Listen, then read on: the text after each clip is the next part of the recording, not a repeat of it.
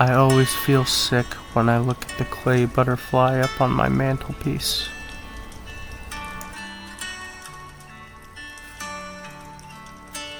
I want the beautiful thing to actually look at me, not just sit up there motionless.